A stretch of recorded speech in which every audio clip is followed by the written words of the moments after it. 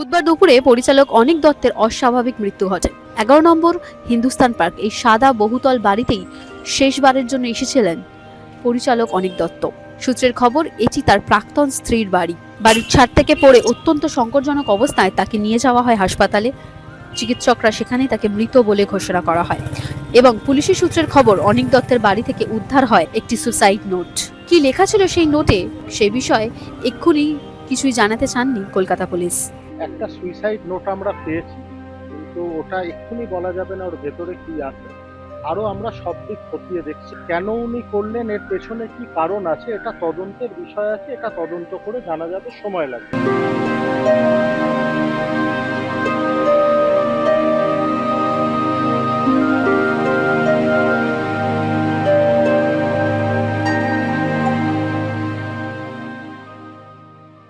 Depression ছিল সেটাও জানি এরকম না, তাই বলে এই ঘটনা ঘটে যাওয়ার মতো কোনো আঁচ আমরা পাইনি।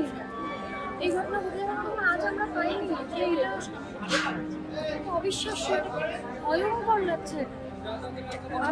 আমি তো জিজ্ঞেস করবো ভাবছিলাম তোমাদেরকে যে এটা তো ঠিক শুনলাম, মানে সুইসাইড, তখন শুনছি সুইসাইড নোট পাওয়া গেছে।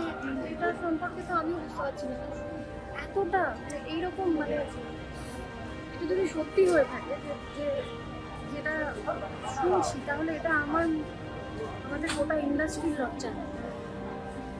কেউ কি এর পেছনে থাকতে পারে? কিচ্ছু না, এরকম কোনো আজ আমরা পাইনি। আমাদের সাথে যাদের সাথে কথা হতো অনেক, কিছুদিন আগে হোয়াটসঅ্যাপে কথা হয়েছে অনেকটার সাথে। তখন কি নিয়ে আলোচনা? জেনারেল আলোচনা হচ্ছে, মানে জেনারেল আলোচনা কি হচ্ছে চারপাশে, পলিটিক্যাল আলোচনা যেরকম হয় অনিতার সাথে কথা, সব কিছু নিয়েই আলোচনা, সব কিছু নিয়ে, সিনেমা নিয়ে কথা। কিন্তু এরকম অবস্থায় সেটা তো একটু টের পাইনি। অভিনেত্রী রূপসা গুহ তিনি বলেছেন যে অনিক দত্তের সঙ্গে কারোর সম্পর্ক ছিল, তিনি তাকে হয়তো বলেছেন কিছু। এই ব্যাপারে আপনি জানেন? একদম জানি না এগুলো কিছু, একদম জানি না। যে অভিনেত্রী বলেছেন তাকে জিজ্ঞেস করুন। একের পর এক এরকম ঘটনা এই টলিউডে, এটা সত্যি বিধ্বস্ত। আমরা পারছি না। আমরা বোধহয় বাবিনের ব্যাপারটা এখনো সামলে উঠতে পারিনি। না মানুষ পেরেছেন, না আমরা যারা বন্ধু তারা তো পারিনি, ছেড়েই দাও, এখনো সামলে উঠতে পারিনি। তার মধ্যে আবার এরকম একটা ঘটনা, মাঝখানে বিপ্লবদার ঘটনা, ভয়ঙ্কর খারাপ সময় যাচ্ছে আমাদের। একটা এইটুকু বলতে পারি, আমাদের উপর কি যাচ্ছে আমরা জানি। টলিউড ইন্ডাস্ট্রি বারবার কেন এভাবে আক্রান্ত হচ্ছে? একের পর এক তারকারা কেন চলে যাচ্ছেন? জানি না, বুঝতে পারছি না কেন আক্রান্ত হচ্ছে, বুঝতে পারছি না। জন্মদিনের দিন রাত্রি তখন বললো আমি নতুন কাজ শুরু করছি, তাই নিয়ে কিছু ভালো ভালো কথা হলো। এইরকম যে কাণ্ড হয়ে যাবে তা তো বুঝতে পারিনি। মেনে নিতে হবে, কিছু তো করার নেই। এখন ওকে নিয়ে গেছে পোস্টমর্টমের জন্য। কোনোভাবে কি বুঝতে পেরেছিলেন যে এরকম হতে পারে? না ভাই, ও অনেক শক্ত মনে, নানা রকম সমস্যা সবার জীবনে থাকে, তাই জন্য এত বড় সিদ্ধান্ত নেবে বুঝতে পারি। হঠাৎ করে চলে যাবে কেউ তো হতে পারে। এখন ট্যালেন্টেড ডাইরেক্টর একজন মানুষ হিসেবে, একজন চিন্তাশীল মানুষ হিসেবে, অসংখ্য গুণগ্রাহী, তার সহকর্মী, তার যারা তার সঙ্গে কাজ করেছে, যারা তাকে তার সিনেমার মাধ্যমে জেনেছে, এবং আপরাইট, অনেস্ট, এবং তার নিজের শিল্পের প্রতি সে একইভাবে অনেস্ট থেকে কাজ করেছে। কিছু করার নেই, মারা গিয়ে সেটাই আমাদের মেনে নিতে হবে। কিন্তু আরো অনেক কিছু তার কাছ থেকে আমরা পেতে পারতাম, সমাজ পেতে পারতো, বাংলার চলচ্চিত্র পেতে পারতো, দেশের চলচ্চিত্র তাকে পেতে পারতো। আমি তার পরিবারের প্রতি শোক জানাচ্ছি, যারা গুণগ্রাহী মানুষরা আছেন সহকর্মীদের, তাদের প্রতি শোক জানাচ্ছি। আর এরকম মৃত্যু হোক কারোরই, সেটা আমরা কখনোই কামনা করি না। এর আগে একটি সিনেমা বানিয়েছিলেন, সেটাকে কেন্দ্র করে যথেষ্ট সমালোচনা হয়েছিল। দীর্ঘদিন তিনি কাজের মধ্যে ছিলেন, ভবিষ্যতে তার সেটা ব্যানও করে দেওয়া হয়েছিল। যারা বাধা দিয়েছিল, যারা রিলিজ করতে দেয়নি, যারা ক্রিয়েটিভ আর্টকে মেরে ফেলতে চেয়েছিল বাংলায়, তারা এটা থেকে শিক্ষা নেবে এবং ওদের ভবিষ্যৎ শুধু নয়, ভবিষ্যতে তাদেরকে এই ভূত তাড়া করবে। কোনোভাবে মানসিকভাবে অবসাদগ্রস্ত হতে পারে এই কথাটা আমাদের বিশ্বাসই হয়নি। কেননা হ্যাঁ, শারীরিক অসুস্থতা এমন একটা অসুস্থতা না যেটা মানসিকভাবে মানুষকে আস্তে আস্তে কুড়ে কুড়ে খায়, এবং আমাদের ফিল্ম ইন্ডাস্ট্রির ওপর এত বেশি মানসিক চাপ থাকে, আমার মনে হয় না কোনো অন্য ইন্ডাস্ট্রিতে এরকম মানসিক চাপ নিতে হয়। আমাদের সারাক্ষণ বোঝাতে হয় আমরা খুব ভালো আছি, আমরা খুব all is well, all is well. আমাদের এই যে চুলের পাকা চুল, এটা নিয়ে আসতে গিয়ে আজকে আমি ভাবছি যে এবার আমার পাকা চুলটা দেখা হয়ে যাবে না তো। এই সময় অনেক আর্টিস্টকে দেখা যাচ্ছে তারা চুলটা ঠিক করছেন, লিপ লাইনটা ঠিক করছেন, কারণ আমাদের সবসময় দেখাতে হয় যে আমরা খুব ভালো আছি, we are very happy people. No, we are not. আমাদের শরীর খারাপের মতো মন খারাপ হয়, আমরা ভীষণভাবে কুকড়ে যাই, ভীষণ ভীতু। আমাদের শামুকে স্নেলের মতো একটা উপরে শেল আছে, সেটা আমরা ঢুকে যাই এবং বুঝতে দিই না, ভাবাই যে আমরা খুব ভালো আছি। না, আমরা কিছু ভয় পাই না। লড়কে নিতে পারছি কোথায়, এটাই তো তার প্রমাণ। যে মানুষটা আমাদের সারাক্ষণ বলে এসে লড়াই চাই, লড়াই করে বাঁচতে চাই, সেই মানুষটার লড়াই এত তাড়াতাড়ি শেষ হয়ে যায় কি করে?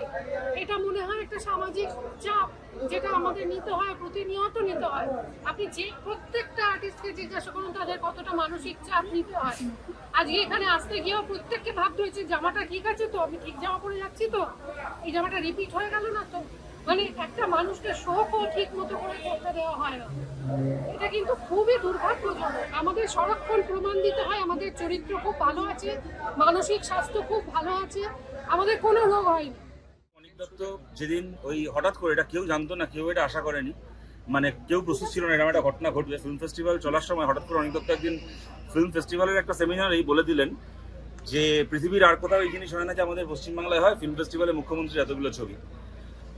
তো সেই সময় মঞ্চে বসে, আমি কারোর নাম করতে চাই না, সেটা হয়তো এখন সেই অবকাশ নয়, কিন্তু অনেক স্বনামধন্য তথাকথিত পরিচালকও সেই সময় বলেছিলেন, তারা একটু অস্বস্তিতে পড়ে গেছিলেন যে না আবার এইসব কেন, সরকারকে চটিয়ে দেওয়া হচ্ছে কেন।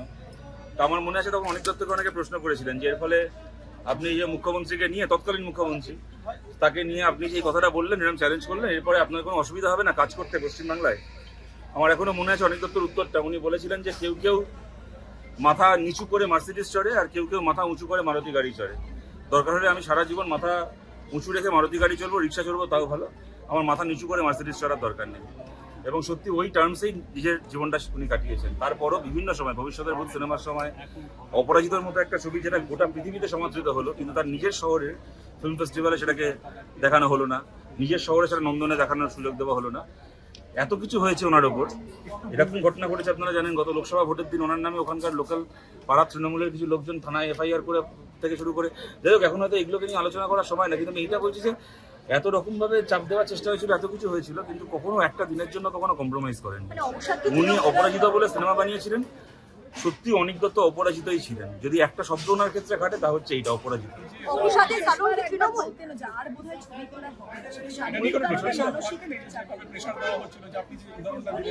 দেখুন এই রাজনৈতিক অসংখ্য, দেখুন এগুলো তো অন রেকর্ড, এগুলো তো আমার বলার অপেক্ষা না।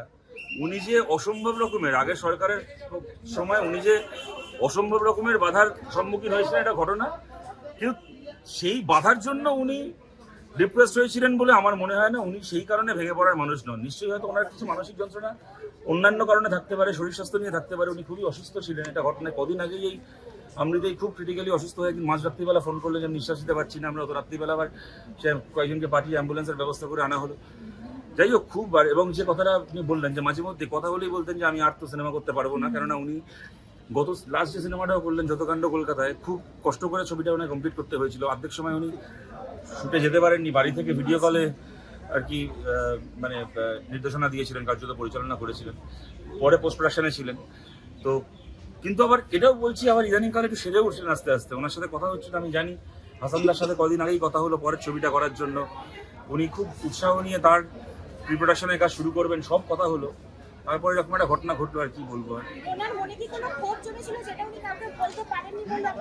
দেখুন এগুলো তখন স্পেকুলেশন, এখন আমার পক্ষে তো বলা সম্ভব না এটা, কিন্তু আমি এইটা বলতে পারি যে আমার নিজেকে খুব, আমাদের সবারই অনেকেরই হয়তো নিজেকে অপরাধী লাগছে বা লাগা উচিত। মানে কোনো জায়গায় মনে হচ্ছে হয়তো আমাদেরই আরো বেশি খবর রাখা উচিত ছিল, আরো হয়তো আরো নিয়মিত যোগাযোগ করলে কথা বললে হয়তো আরো ভালো হতো। এখন আর এগুলো ভাবা ছাড়া আর কি করার আছে। এখন কি করণীয় মানে এসএসকেএম এ যাবে রাই এখন এসএসকেএম এ নিয়ে যাওয়া হয়েছে পোস্টমর্টমের জন্য। তারপরে ওনার মেয়ে রাই বিদেশে থাকে, ও ইউরোপ থেকে খবর পেয়ে এখন ওখান থেকে রওনা হয়েছে, একটু পরে ফ্লাইট নেবে ওখান থেকে। মোটামুটি এক্সপেক্টেড কালকে 3টে সাড়ে 3টে নাগাদ ও কলকাতায় মানে পৌঁছবে। তারপরে ওর সাথে কথা বলেই সরকারের পক্ষ থেকে রুদ্রনীল ঘোষ এসেছিলেন, তিনি অফার করেছেন, আমরা তার জন্য তার কাছে কৃতজ্ঞ। তারা বলেছেন তারা নন্দনে নিয়ে যেতে চান। এবার এই ব্যাপারে তো ফাইনাল ডিসিশন পরিবারই নিতে পারে, তো সেটা বৌদিও বললেন যে রায়ের সাথে কথা ওনার মেয়ের সাথে কথা বলেই ফাইনাল সিদ্ধান্ত ওনারা নেবেন।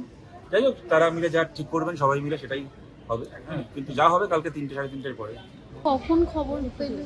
আমি তো খবর পেলাম সোয়া 2 আড়াইটে নাগাদ। একটা কাজে ছিলাম, সেখান থেকে মানে আমার আত্মীয় মানে বৈবাহিক সূত্রে আমার ভাসুর, তো বাড়িতে সবাই আমাদের যে গ্রুপ আছে মানে সেখান থেকে জানলাম, জেনে আমি তারপর সঙ্গে সঙ্গে চলে এসেছি। আসলে সবাই এত বয়স্ক না, যারা মামারা এসছে তারা সব আমার শ্বশুর হন সম্পর্কে, এত বয়স্ক মানুষ, তাদের এইটা দেখা এবং এটা ডিল করা, এরকম একজন ট্যালেন্টেড মানুষ, এরকম মজার, এরকম সেন্স অফ হিউমার,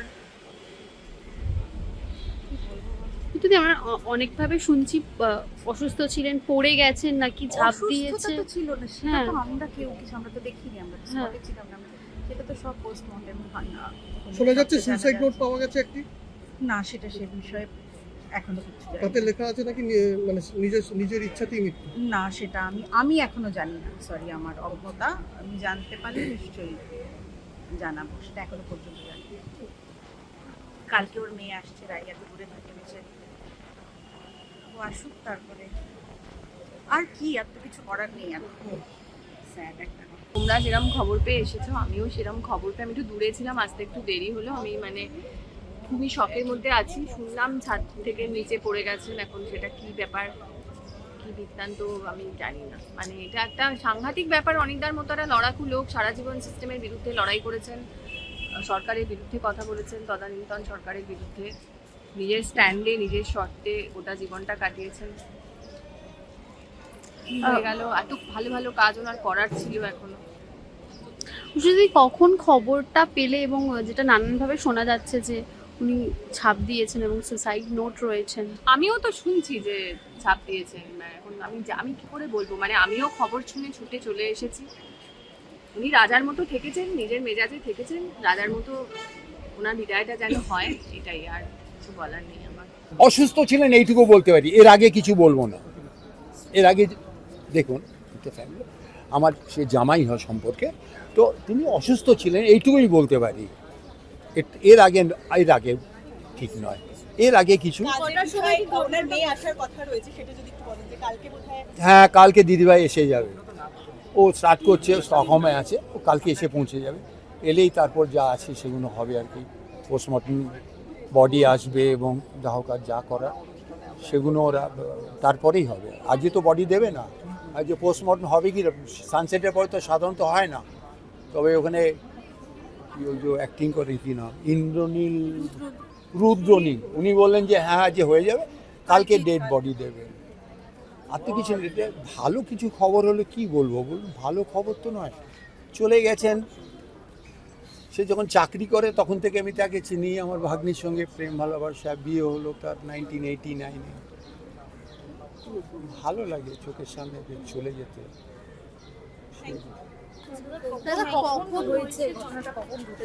দুপুরবেলার দিকে, এক্স্যাক্টলি টাইমটা বলতে পারছি না। এই দেবু, আপনাদের এই নিউজের মাধ্যমে খবর পেয়ে এসছি।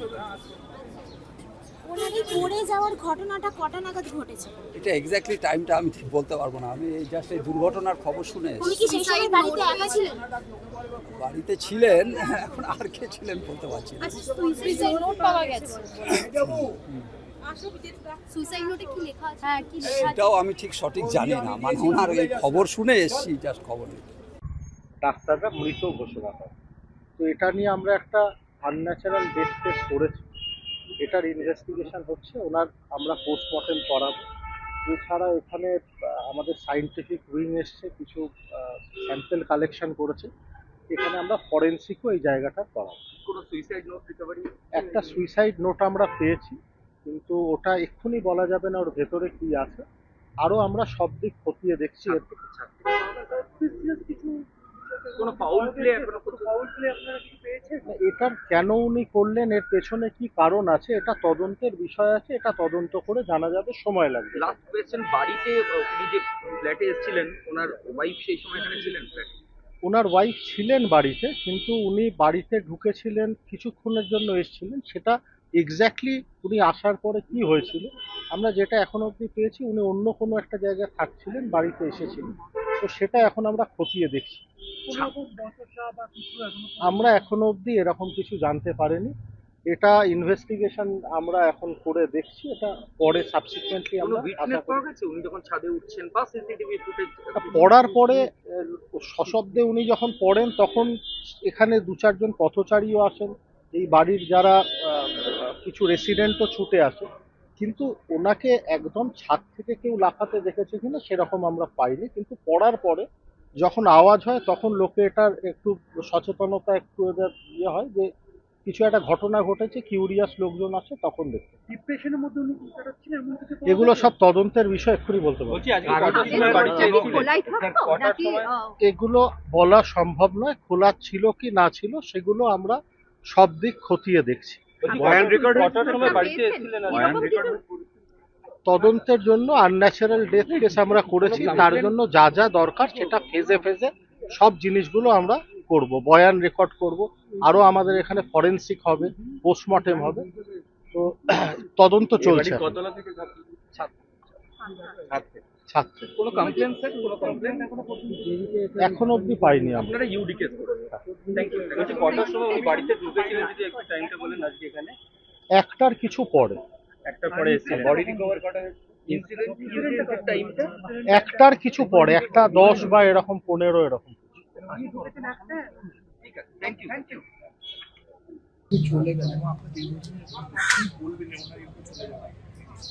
দেখুন, ডেফিনেটলি অনিকদার সাথে আমার সম্পর্ক বহুদিনের। মানে আমি নিজে সিনেমা শুরু করার বহু আগে থেকে, এবং অনিকদার ভূতের ভবিষ্যৎ রিলিজ হওয়ার অনেক আগে থেকে আমি ওনাকে চিনি। অ্যান্ড ডেফিনেটলি সব থেকে বেশি ছবি আমি ওনার সাথেই করেছি, 3টে ছবি করেছি। আর একটা আমাদের প্রি প্রোডাকশন চলছিল। ডেফিনেটলি ইটস ভেরি আনফর্চুনেট যে আমরা 4 নম্বর ছবিটা করতে পারবো না একসাথে। এবং অনিকদার চলে যাওয়াটা is huge loss to the creative world of Bangla cinema. দেখুন, এইটা আমি উত্তর দিতে পারবো না, আমি তো এগুলো জানি না কি ব্যাপার না ব্যাপার। আমি ওনার সাথে দীর্ঘদিন, উনি আমার দাদার মতো ছিলেন, আমাকে ছোটো ভাইয়ের মতো দেখতো, একসাথে সিনেমা করেছি, কাজ করেছি। ওই বিষয়ে যদি আপনার কিছু বক্তব্য থাকে আমি বলতে পারবো। কেন করেছেন, কী করেছেন সেটা তো আমার জানারও কথা নয়, এবং আমি এটা নিয়ে কোনো মন্তব্য করতে চাই না। আমার সঙ্গে লাস্ট কি কথা হয়েছিল? আমার সাথে পরশুদিনই কথা হয়েছিল। পরশুদিন আমাকে উনি একটা, আমরা যে কাজটা আগামী দিনে করবো, যেটা একটা কনসেপ্ট নোট পাঠিয়ে বললো, তুমি এটা দেখে আমাকে বলো কিরম লাগছে। আমি বলেছিলাম 1-2 দিন পর্যন্ত আপনাকে জানাবো। আর আমার সাথে 21 তারিখ ওনার বাড়িতে মিটিং ছিল, আমি ওনার একটা প্রি প্রোডাকশন মিটিং করেছিলাম। সেই লাস্ট দেখা 22 তারিখেও কথা হয়েছে ওনার জন্মদিনের দিন, পরশুদিনও কথা হয়েছে। যেখানে অন্যান্য প্রযোজকরা মুখ ফিরিয়ে নিয়েছিল, যেখানে আপনি দাদার সম্পূর্ণ সঙ্গে ছিলেন এবং দাদা সম্পূর্ণ সঙ্গে ছিলেন। He was a genius, no doubt about it. এতে কোনো সন্দেহ নেই। Thank you. এই তুমি বলছি লাস্ট আমার পরশু দিন রাত্রিবেলা কথা হয়েছে।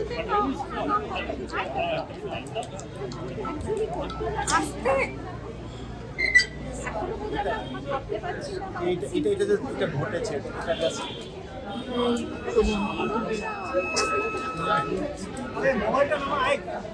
কি বলতে চাইবেন যদি এরকম একটা মর্মান্তিক ঘটনা হঠাৎ করে এরকম একটা ঘটনা, মানে কি বলতে চাইবেন? মানে আমি কিছু বলার নেই, এর কোনো রিয়াকশন হয় না। কি রিয়াকশন দেবো?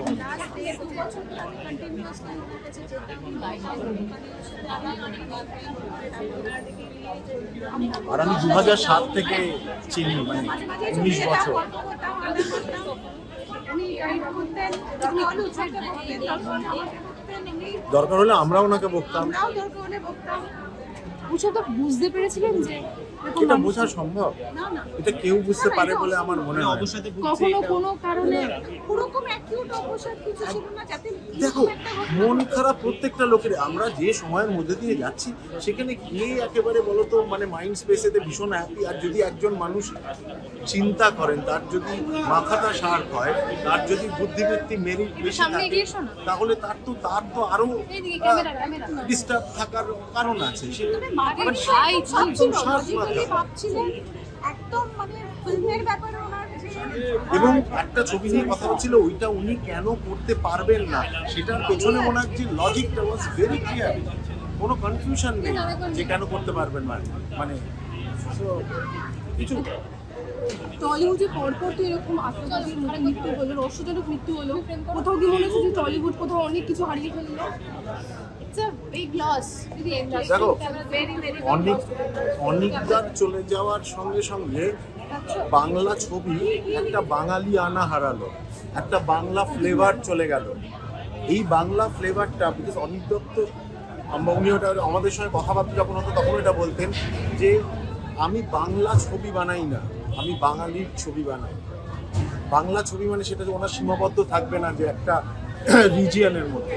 কিন্তু এই যে কুইন্টেসেনশিয়াল বাঙালি ভদ্রলোক যেটা একটা লুপ্তপ্রায় স্পিসিসে পরিণত হচ্ছে, সেটা অনেকটা was possibly one of the biggest of that আর কি। সেইটা ওর যে উইট, ওর যে রসবোধ, ওর যে বাঙালি পরিবারকে চেনা, তার যে ক্যারেক্টার তৈরি করা, তার যে ডায়ালগ, এটার মধ্যে যে বাঙালিয়ানা ছিল সেটা আর কেউ ধরতে পারে বলে আমার মনে হয়। রসবোধ ওনার যে মানে ওই রকম রসবোধ বাঙালির মধ্যে খুব কম দেখা যায় এখন, খুব কম দেখা যায়। মানে ওটা নেই, ওটা হারিয়ে যাচ্ছে। ছিল হিউমার স্যাটায়ার, শুধু স্ল্যাপস্টিক হাসি নয়, সেটার পেছনে একটা ক্ষুরোধার একটা স্যাটায়ার থাকতো আর কি।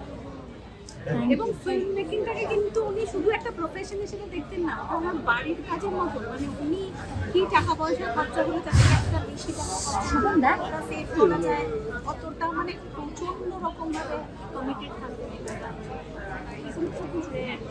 এগুলো রেয়ার কোয়ালিটি, যে কমিটমেন্ট, একটা কাজের পেছনে কমিটমেন্ট এই বয়সে। মানে আমি একটা দেখেছি, উনি একটা পাঞ্জাবি পছন্দ হয়নি, সেই পাঞ্জাবিটা খোঁজার জন্য দুপুর রোদ্দুরে গড়িয়াহাটে মে মাসের গরমে উনি দোকানের পর দোকান ঘুরে বেড়াচ্ছেন। একটা চেয়ার দরকার, সেই চেয়ারটাই ওনার চাই, সেটার জন্য উনি মোল্লার গেট যাচ্ছেন, সেখান থেকে ওখানে আছে, ওখান থেকে নিয়ে আসবো বলে। এই যে একটা ছবির পেছনে যে যত্ন, সেটাই বিশ্বাস করতেন উনি সেখান থেকে তাতে সেটাতে রাজার মতন চলে গেছেন। রাজা ছিলেন, যেটা হাসান দা একটু আগে বললেন, রাজা ছিলেন, রাজার মতন চলে টলিউডের লেটেস্ট আপডেট, গসিপ ও এক্সক্লুসিভ ইন্টারভিউ দেখার জন্য এখনই সাবস্ক্রাইব করুন সিটি সিনেমার ইউটিউব চ্যানেল আর ফলো করুন আমাদের ফেসবুক, ইনস্টাগ্রাম ও হোয়াটসঅ্যাপ চ্যানেল।